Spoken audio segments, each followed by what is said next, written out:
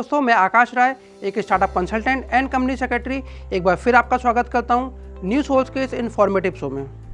दोस्तों, जब कोई व्यक्ति या बिजनेस अपनी क्रिएटिविटी का यूज़ करके कुछ नया क्रिएट करता है तो वह व्यक्ति या बिजनेस उस रचना का क्रिएटर कहलाता है और उसकी क्रिएट की गई चीज़ पर उसका अधिकार होता है, जिसे उसकी परमिशन के बिना इस्तेमाल नहीं किया जा सकता।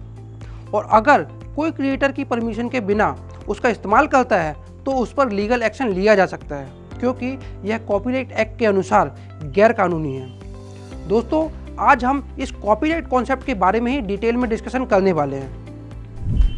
दरअसल जब किसी और के ओरिजिनल वर्क का अनऑथराइज्ड यूज किया जाता है तो इसे कॉपीराइट इन्फ्रिंजमेंट कहा जाता है, और इसलिए यदि आप या आपकी कंपनी किसी और के वर्क का अनऑथराइज्ड यूज कर रहे हैं बिना क्रिएटर की सहमति के, तो इस केस में आपको डैमेजेस पे करने पड़ सकते हैं, क्योंकि इन केसेस में क्रिएटर कॉपीराइट एक्ट की मदद से आपके अगेंस्ट केस फाइल कर सकता है और ऐसे में आपसे मॉनेटरी डैमेजेस क्लेम करवाया जा सकता है। आपके रनिंग बिजनेस को रोकने के लिए ऑर्डर्स दिए जा सकते हैं, और तो और आपने जो भी प्रॉफिट्स रन किए होंगे उसे भी वापस करने के लिए कहा जा सकता है। दोस्तों, जैसा कि नाम से ही पता चलता है, कॉपीराइट यानी कि कॉपी करने का राइट। दरअसल किसी भी इंटेलेक्चुअल प्रॉपर्टी पर उसके क्रिएटर के राइट को ही कहते हैं कॉपीराइट। और कॉपीराइट रजिस्ट्रेशन वह प्रोसेस है जिसमें आप लीगल तरीके से अपनी क्रिएशन को सिक्योर कर सकते हैं। इसमें सभी तरह के artistic work, literary work, dramatic works जैसे कि books, artworks, stories, softwares etcetera चीज़ें कवर होती हैं। दोस्तों, कॉपीराइट रजिस्ट्रेशन के फ़ायदे क्या हैं, इसे कैसे किया जाता है, कॉपीराइट रजिस्ट्रेशन कराने के लिए कौन कौन से डॉक्यूमेंट्स चाहिए होते हैं, इन सभी सवालों के जवाब आपको आज इस वीडियो में मिलने वाले हैं। इसलिए वीडियो के अंत तक बने रहें। पसंद आए तो लाइक करने के साथ साथ वीडियो को शेयर जरूर करें ताकि यह इन्फॉर्मेशन किसी और के भी काम आ सके। तो चलिए शुरू करते हैं कॉपीराइट रजिस्ट्रेशन के बेनिफिट से।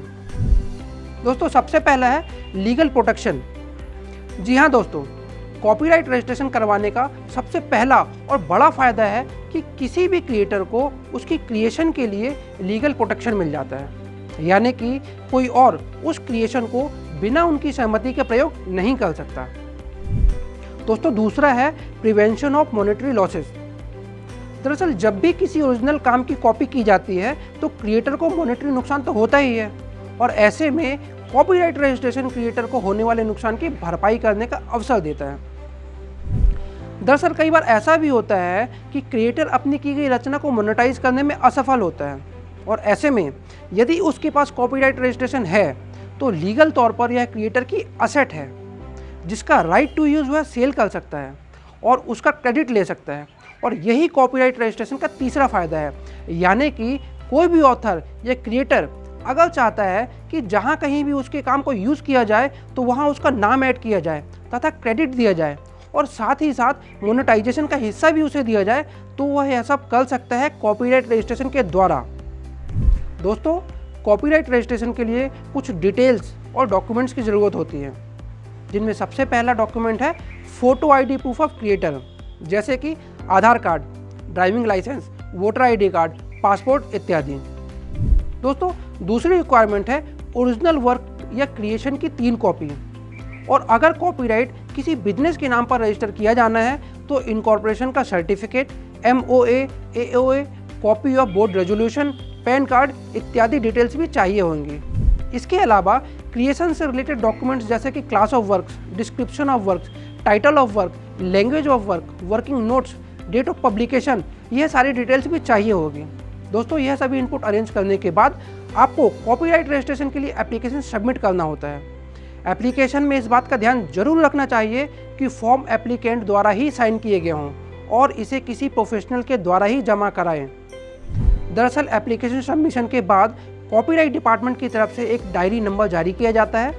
डायरी नंबर से आप अपनी एप्लीकेशन के स्टेटस को ट्रैक कर सकते हैं। डायरी नंबर दिए जाने के बाद लगभग 30 दिनों में कॉपीराइट एग्जामिनर यह रिव्यू करता है कि एप्लीकेशन में कोई थर्ड पार्टी का ऑब्जेक्शन तो नहीं है, और अगर एग्जामिन करने के दौरान यह पता चलता है कि इस वर्क में किसी को कोई ऑब्जेक्शन है तो तुरंत ही उसके लिए डिस्क्रिपेंसी लेटर इशू कर दिया जाता है, जिसके बाद एप्लीकेंट को हियरिंग अटेंड करके ऑब्जेक्शन को रिमूव करवाना होता है।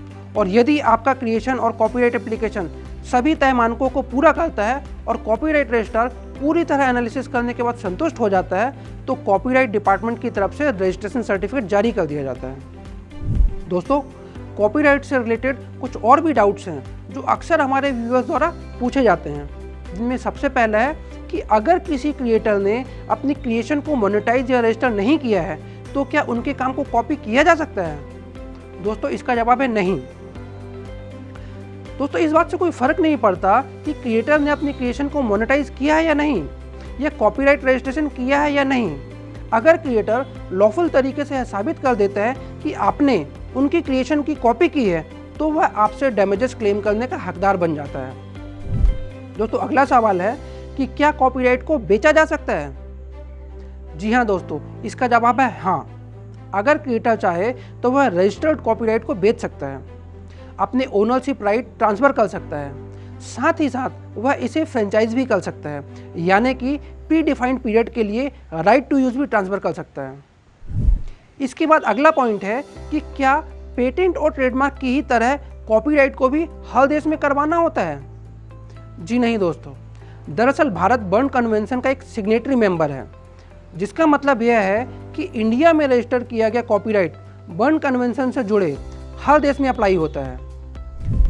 इसके बाद नेक्स्ट इंपॉर्टेंट क्वेश्चन जो अक्सर पूछा जाता है वह है कि कॉपीराइट कितने समय तक वैलिड रहता है। दोस्तों, अगर कोई literary, musical, artistic, dramatic work है तो उसकी वैलिडिटी क्रिएटर की लाइफ टाइम तक तथा उनकी डेथ के बाद 60 सालों तक रहती है। इसी तरह सिनेमेटोग्राफी एट्सेट्रा के लिए उनकी वैलिडिटी पब्लिकेशन से 60 सालों तक रहती है। अगला सवाल है कि कॉपीराइट रजिस्ट्रेशन प्रोसेस के दौरान कोई आपका वर्क कॉपी करता है तो क्या प्रोटेक्शन लिया जा सकता है? जी हाँ दोस्तों, इसका जवाब है हाँ। जैसे ही एप्लीकेंट अपने काम के लिए कॉपीराइट एप्लीकेशन फाइल करता है तो कॉपीराइट एक्ट के अंतर्गत प्रोटेक्शन क्लेम किया जा सकता है, यानी कि रजिस्ट्रेशन प्रोसेस के दौरान भी अगर आपका वर्क कॉपी होता है तो आप लीगल एक्शन ले सकते हैं। तो दोस्तों, यह सब जानने के बाद आप इतना तो समझ ही गए होंगे कि कॉपीराइट रजिस्ट्रेशन आपके क्रिएटिव वर्क के लिए कितना फ़ायदेमंद हो सकता है। और अगर आप भी किसी क्रिएशन को कॉपीराइट कराना चाहते हैं तो इस वीडियो में बताई गई बातों का ध्यान रखें। और अगर आप कॉपीराइट से रिलेटेड कोई और भी जानकारी लेना चाहते हैं तो न्यूज़सोर्स के मोबाइल एप्लीकेशन का लिंक नीचे डिस्क्रिप्शन में दे दिया गया है, जिसकी मदद से आप और भी डिटेल्ड डिस्कशन हमारे एक्सपर्ट स्टार्टअप कंसल्टेंट्स के साथ कर सकते हैं। तो शुक्रिया दोस्तों, इसी के साथ आज का ये टॉपिक यहाँ समाप्त होता है। हम आगे फिर मिलेंगे किसी नए टेक्निकल टॉपिक के साथ। और ध्यान रहे, अगर आप ऐसे ही किसी अन्य टॉपिक पर कोई वीडियो चाहते हैं तो उसके लिए आप हमें कमेंट बॉक्स में मैसेज करके ज़रूर बताएं। Thank you.